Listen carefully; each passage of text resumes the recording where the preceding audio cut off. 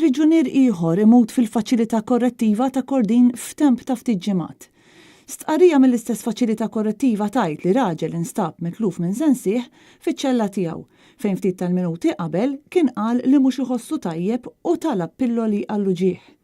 L-istqarrija tkompli li l-uffiċjali korrettivi taw l-ewwel għajnuna sakemm il-priġunier ittieħed l-isptar Mater Dei b'ambulanza. Sfortunatament il-priġunier kien ċertifikat mejjed ftit tal-ħin wara. Dwar dan il-każ qed issir investigazzjoni mill-Pulizija u inkjesta maġisterjali. Għadew ukoll investigazzjoni interna fil-ħabs. Dan hu t-tieni każ ta' mewt fil-faċilità korrettiva ta' Kordin f'dan ix-xahar. Fi-11 ta' Diċembru żagħżugħ ta' 26 sena ukoll instab mejjed fiċ-ċella tiegħu fl-istess faċilità.